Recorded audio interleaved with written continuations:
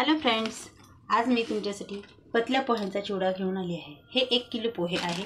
त्यासाठी लागणारे सामान: 1 मोठी वाटी शेंगदाणे, 10 ते 12 मिरच्या, 1 वाटी फुटाण्याची डाळ, 4 चमचे पिठी साखर, 1 चमचा हळद, 2 चमचे मीठ, 1 चमचा जिरे, अगदी पाव चमचा निंबू पावडर आणि हा कढीपत्ता।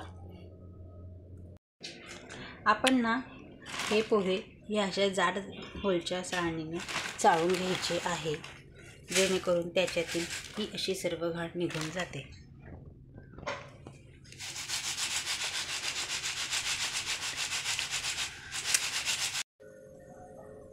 एका कढईत 2 चमचे तेल टाकून घ्यावे।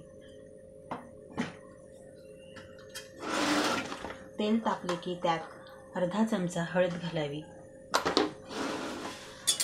आणि चाळून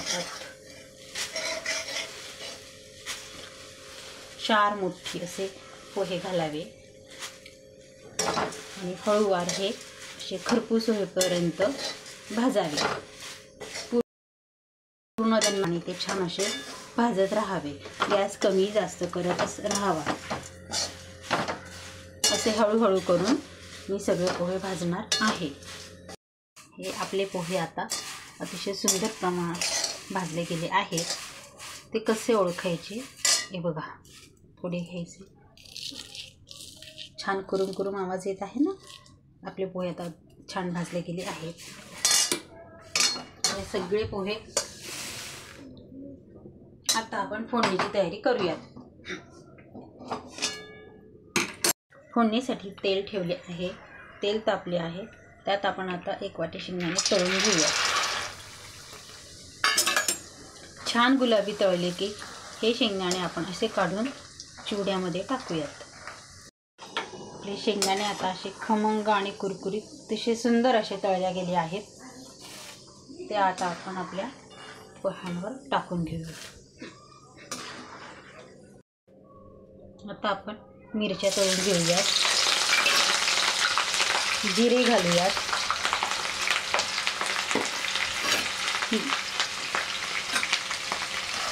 मिरची छान लाल झाल्यावर आपण कढीपत्ता घालूयात।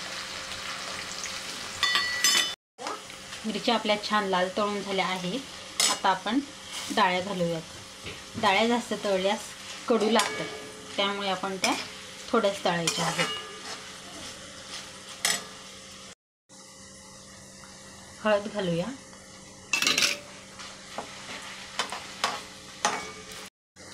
मीठ पण आपण तेलातच टाकून घेऊयात। पिठी साखर आणि निंबू पावडर नंतर घालावी। आता ही फोडणी मी आपल्या चिवड्यात टाकणार आहे। खमंग आणि अतिशय सुंदर वास सुटलेला आहे।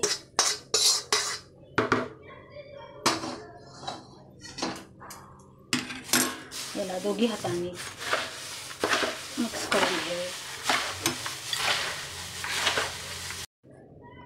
आता आपण पिठी साखर टाकून देऊ।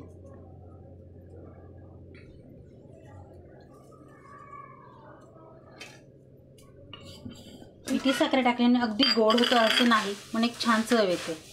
आणि ही थोडीशी निंबू पावडर। निंबू पावडर टाकल्याने आंबटच होईल असं नाही, एक गोड आंबट तिखट असा सुंदर चविष्ट चिवडा तयार होतो।